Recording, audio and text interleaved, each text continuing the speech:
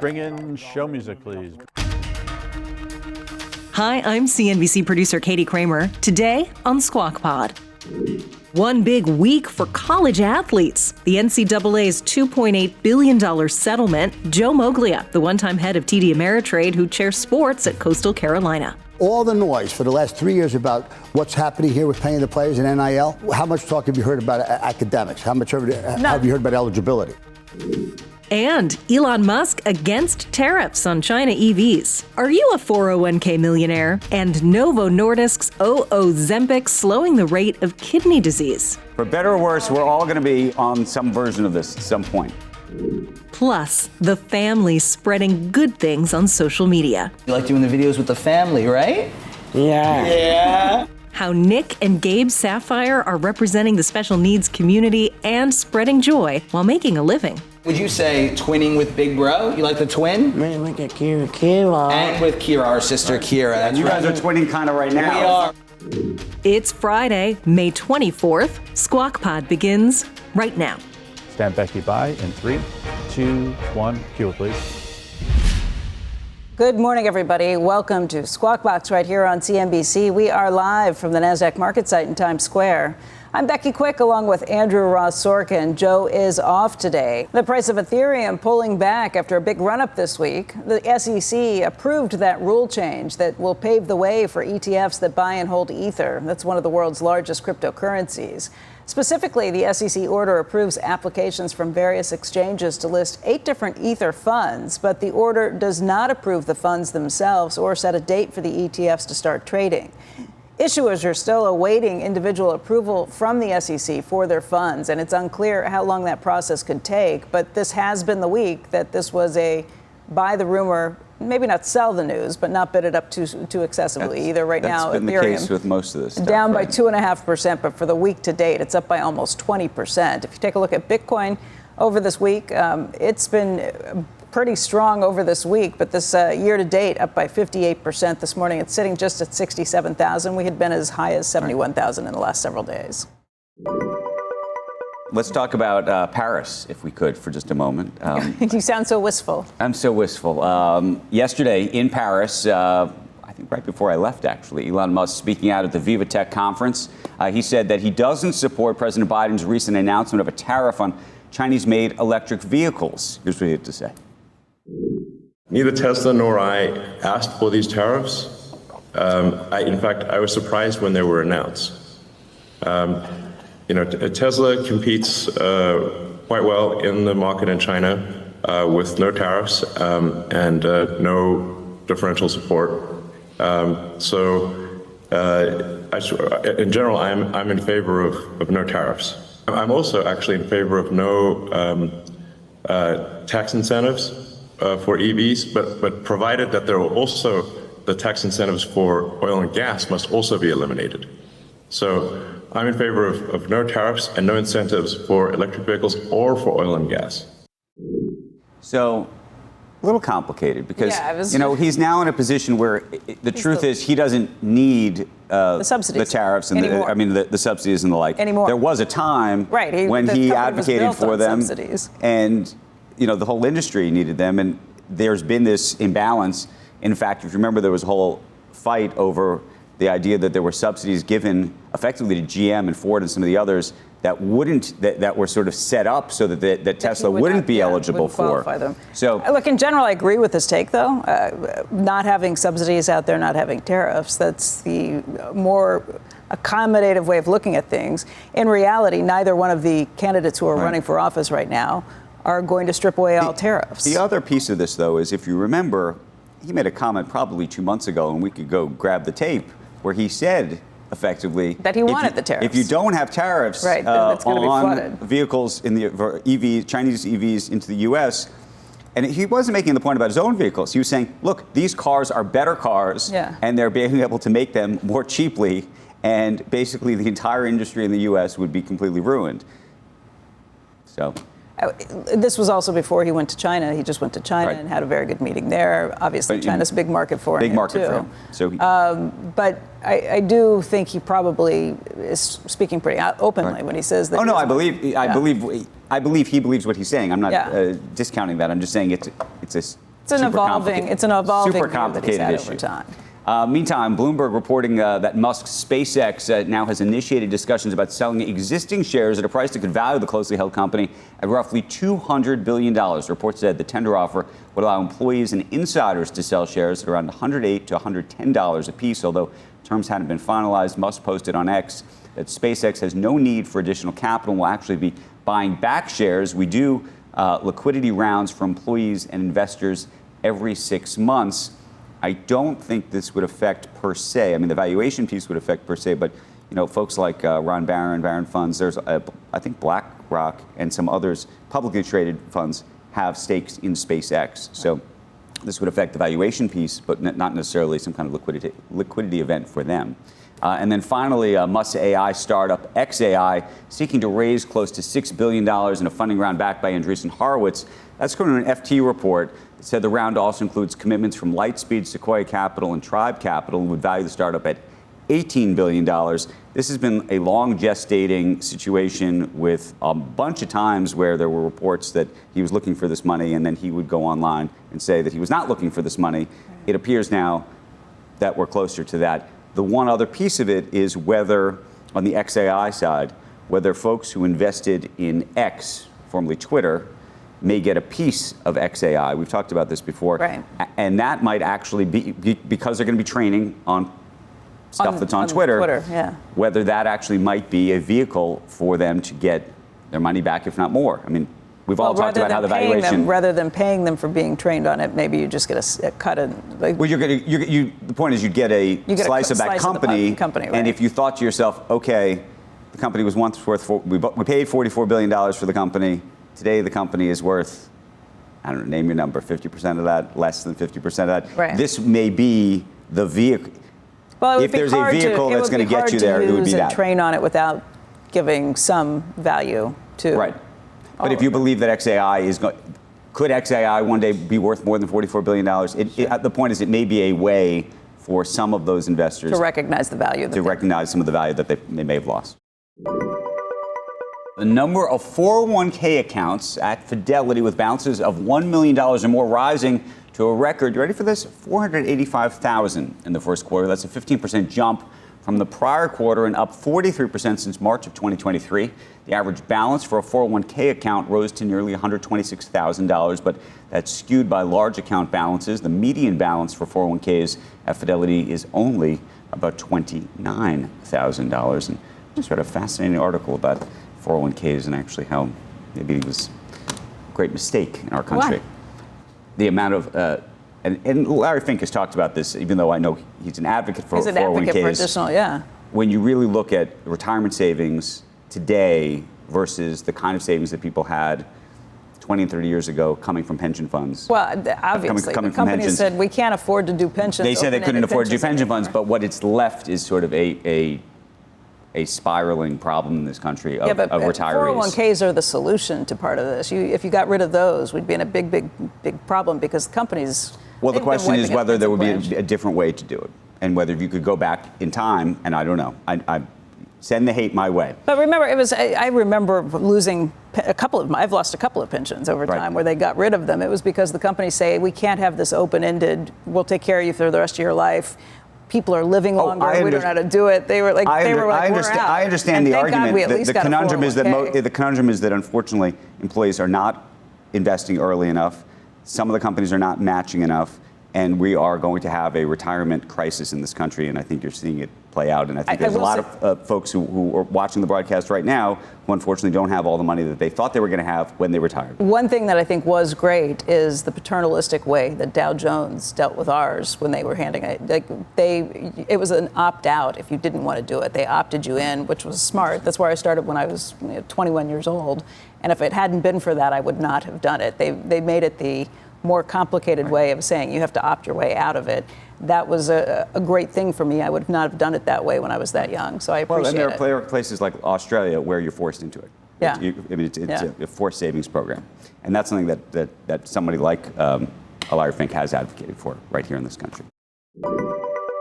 We got some news just out from Novo Nordisk. The company saying that Ozempic slowed the progression of diabetic kidney disease in late-stage trials. The new details adding, of course, to the company's report back in March that said the drug cut the combined risk of kidney complications and cardiovascular events by 24%. The trial was stopped early after an independent monitoring committee reviewed the data and determined the benefits were already clear. So add this one to the win pile. And the benefits are clear, so they don't want to keep people on a trial. Right, they want people to be able to do it. They want everybody to be able to get the benefits of it. I think the big issue that this is, and I have heard from a few people who have reached out, people I don't know who have reached out just saying, the problem is these people who are using these drugs for, cosmetic reasons, because they want to look a little better or feel, feel better in their genes. It steals the supply from the people who can't get access to it. Well, that is an issue at this moment, given the production issues. Right. But I do think we talked about this. I think for better or worse, we're all going to be on some version of this at some point. Cheese will be next. Coming up next, years from now, this week will be the week that changed college sports forever. $2.8 billion could be distributed from the NCAA to student athletes. Joe Moglia, he went from Wall Street to college football coach, weighs in. First thing that comes out of a player's mouth or his family's mouth is like, what kind of NIL opportunity am I going to get? Okay, so a win for the athletes. Who's the loser in this? Well, right now, I think the 500,000 plus college athletes that are not going to get a dime are the losers. The smaller schools are the losers. Welcome back to Squawk Pod. Up and Andrew, Q. You are watching Squawk Box right here on CNBC on this Friday morning. I'm Andrew Ross Sorkin along with Becky Quick. Joe is off today. The NCAA has approved a $2.8 billion settlement that will allow, for the first time ever, some players to be paid directly by their schools for playing sports. The agreement allows D1 schools to pay student athletes up to $20 million a year. A final agreement is expected to take months to finalize. For more on this, we want to bring in Joe Moglia. He is former TD Ameritrade CEO and chairman, and he's now the Coastal Carolina University Chair of Athletics and Executive Advisor to the President. Of course, he was the coach there, too. Joe, thanks for being here. Happy to be here, Becky. All right. I know you've been saying for a while that something had to happen, but now I look at this and I think, oh, my gosh, this seems like there's going to be a whole lot more noise before we figure out and see how things settle. I think you're 100% right of that. I think first of all, with regard to the settlement lasts until 2034. I think if any of us were doing a settlement, $2.8 billion, we would like that to be the end of our liability.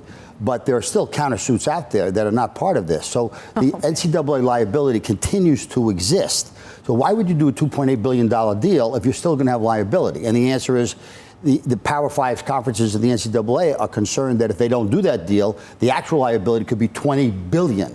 And if it's $20 billion, that raises the issue, would potentially the NCAA go bankrupt? That raises the issue, is the NCAA too big to fail?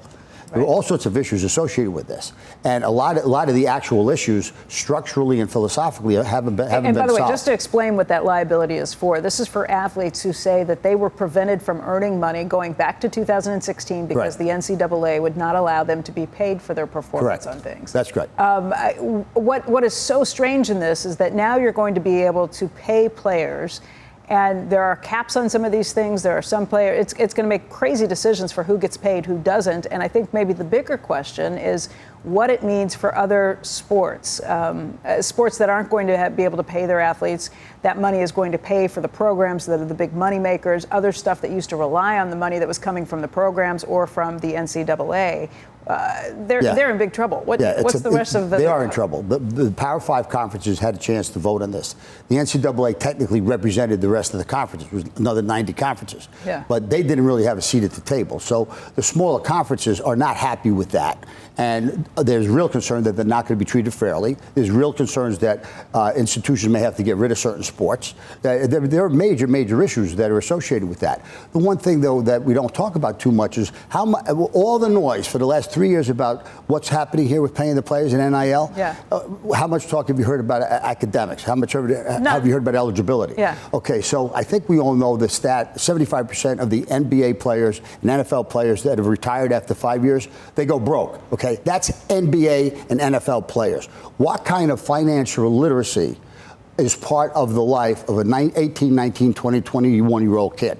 To what extent might they be taken advantage of with regard to the agents? To what extent the academics really, really matter with regard to all this? And those are significant questions that are not being addressed. So philosophically, you even have you have an argument, I think, maybe not an argument, but you have an existentialist argument for why universities exist and the part of sports within those universities. Then over here you have athletics supporting a lot athletics, of right? Athletics part of that. Yeah. And then over here you have pure-based capitalism where money's involved, et cetera. Can the two exist together? Now I think they can, but not the way we're set up now. I think it can be done. So how would you do it?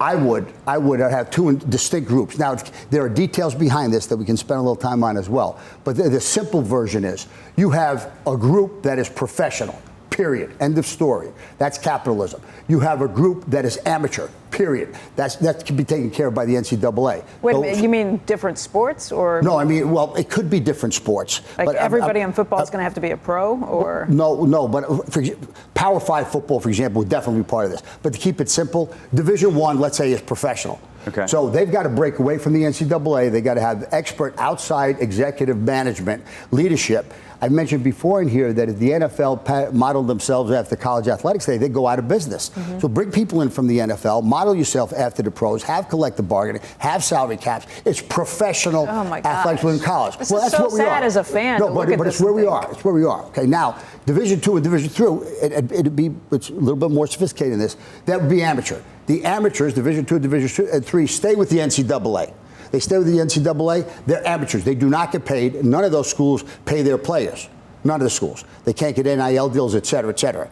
If they want an NIL deal, a kid, he's got to be good enough to be recruited by the professional group. Now, the professional group won't be all of Division I, but it'd be the Power 5 schools of football. What you're talking about, though, what you're talking about is basically taking and creating a mid-tier between college and the pros that didn't exist before. It's almost like a AAA, a minor league team, no? Well, right now, though, we have chaos within this.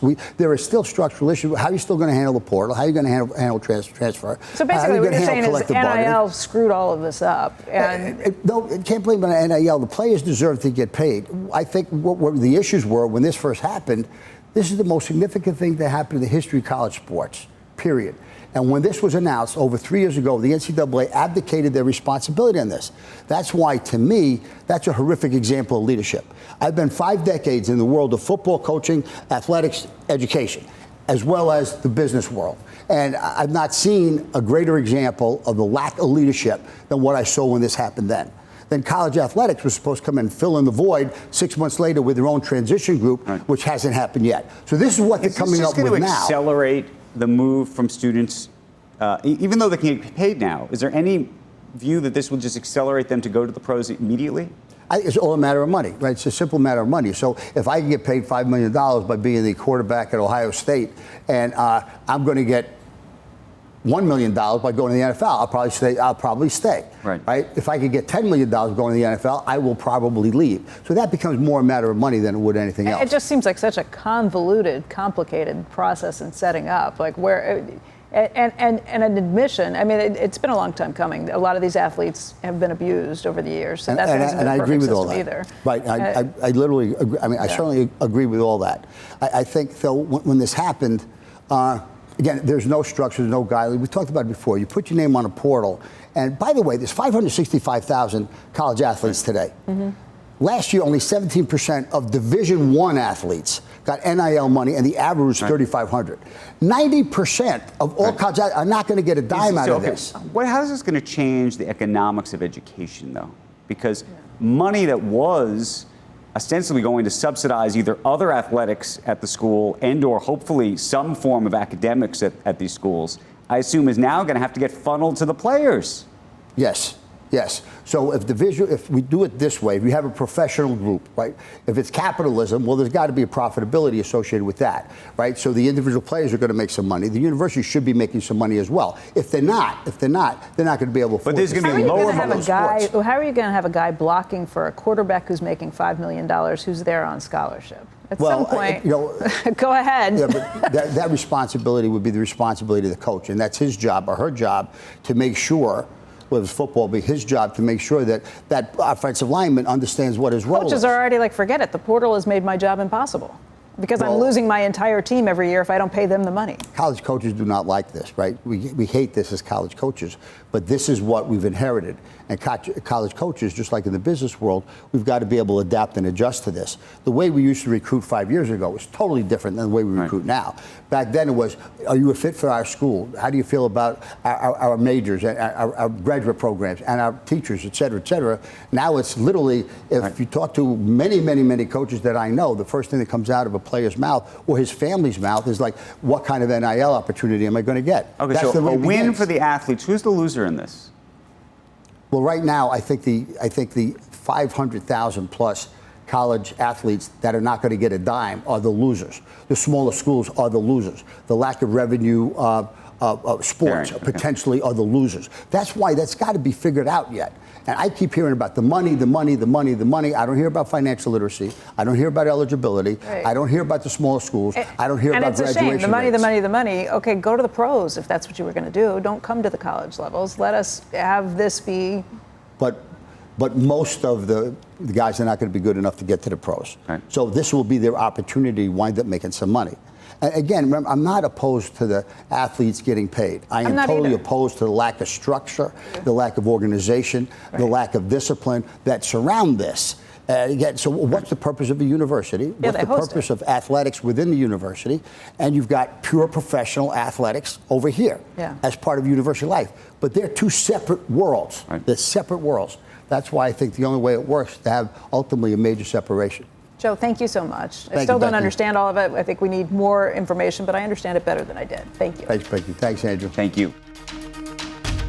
Up next on Squawk Pod, a family of creators spreading joy online. Nick and Gabe Safier, the brothers making a difference for the special needs community and beyond. Really just took off, and the way that the world responded first in the country and then as far as Japan, Kenya, Indonesia, it really just like across the world, a common message of love, compassion, and hope, and all while just sharing everyday life with me, my brother, and my family.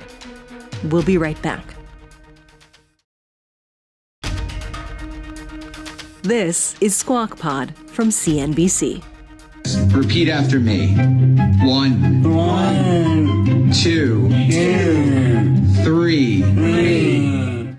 Right now, we've got something you don't often see on social media these days, and that is positivity. While Congress is addressing safety online, there are corners of the internet where good things are happening, and that's one of the things we want to highlight. One of those places involves Nick and his brother Gabe Safier, who has Down syndrome. Now, these two have gone viral for sharing their love and their positivity with each other. They've amassed over 10 million followers across platforms, and they are advocates for people with special needs.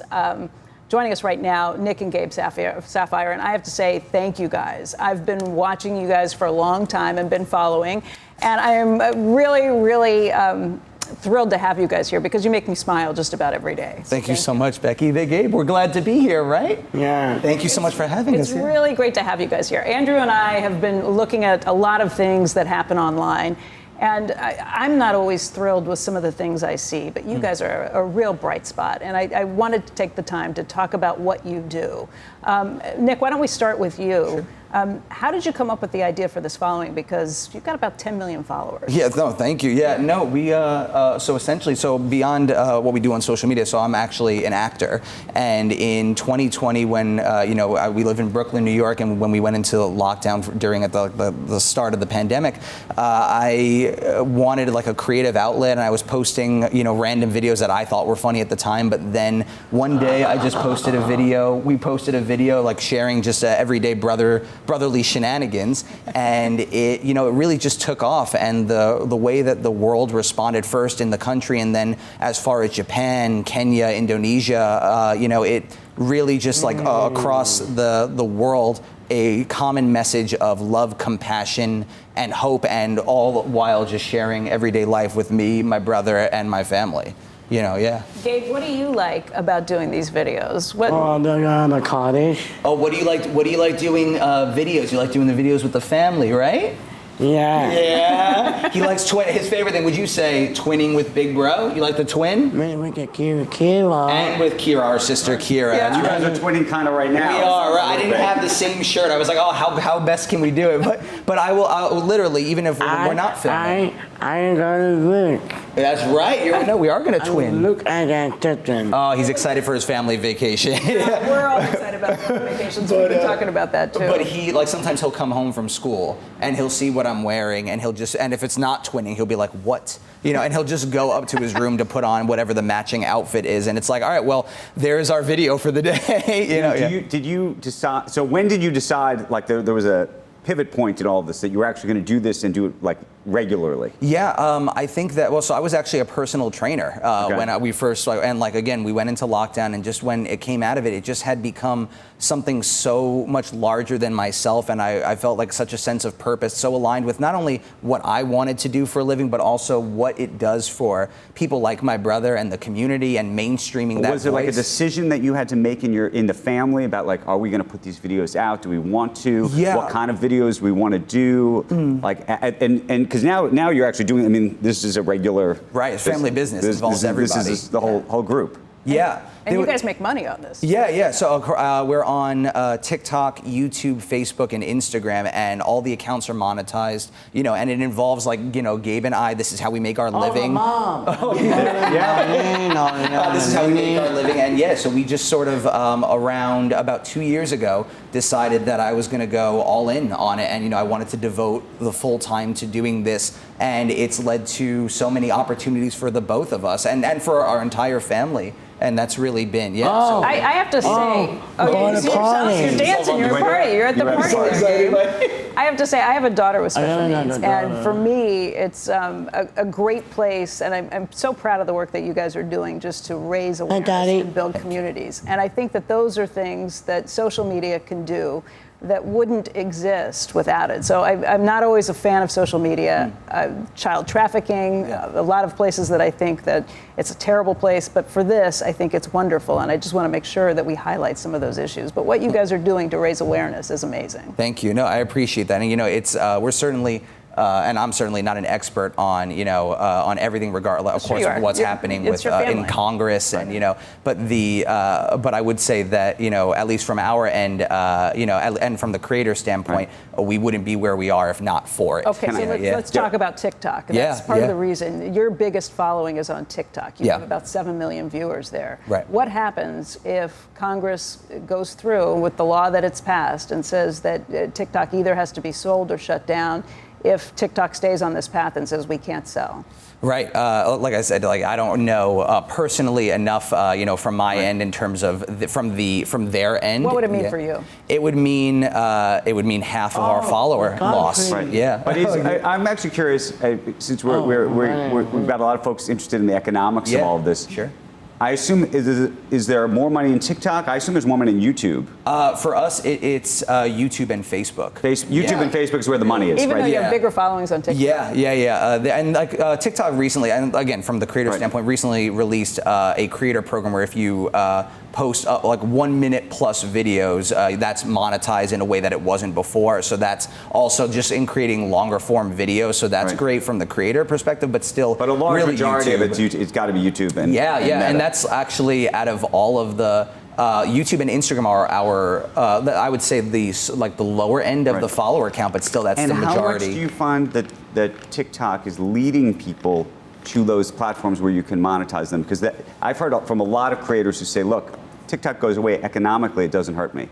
But it may in some other way I haven't thought of because it's like a feeder of sort of mind share to some of these other places. Well, I've actually, I would say from our end, we try to cross the platforms in terms of when it comes to posting, I make sure to cross the traffic from one platform to the other. So in a lot of ways, our following is across all the others and they know what platforms we're on. There hasn't been anything specifically that I've found on my end where I found TikTok has led to certain things on YouTube or, you know what I mean? So it's more so, TikTok's been the more separated one. Like the same content is across all the platforms, but it's really, it's more. Posting it. Yeah, it's from me posting it, but more so YouTube and Instagram have been very aligned. And is it more deals on those platforms, or are you doing separate influencer sponsorship deals? Like through the platform itself? Some are through the platform itself, meaning there's advertising on the platform, right? No, usually it's private brands. All private brands. Yeah, at least on my end, Okay. Yeah. And they find you and seek you out? Yeah, they'll 90% of the time reach out through Instagram, and or through like that in some capacity. But yeah, it's all private brands. Yeah. And your entire family is involved at this point, and how? What do they all do? Like I see your dad's cameraman right here. Cameraman here with us, right? Dad's here. Dad's the camera guy. We have so Gabe and I are in pretty much most of the content. We all come up with ideas in some capacity. Our sister Kira, who just graduated from college, edits all of our long form videos for YouTube and Facebook. And mom is a part of everything. And mom is like the backbone of all of it. Yeah. So yeah, right. Gabe, we want to thank you so much for coming in today. It's really been a pleasure seeing you, and you are a superstar. We loved having you here. I said. Yeah. I want to party. Oh, he wants to party. You got dressed up. He's ready to party.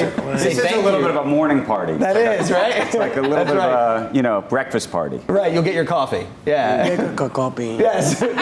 But yeah, no, thank you so much for having us. Thank you, Nick. Thank you. What you guys do is really inspirational, and we appreciate it. I think. Thank you. Thank you. And my brother. And your brother, and we right. love that. Okay, you guys, we're so happy to have you here, and we will continue to watch. And that is Squawk Pod for today and for the week. A 3-day weekend is upon us. Squawk Box is hosted by Joe Kernan, Becky Quick, and Andrew Ross Sorkin. This podcast, Squawk Pod, is produced by me, Katie Kramer, and Cameron Costa. Monday is a market holiday. Squawk Box is not on TV that day, but we will have a brand new podcast in your feed. Right here, hit that follow button for bonus content. Have a great long weekend. We are clear. Thanks, guys.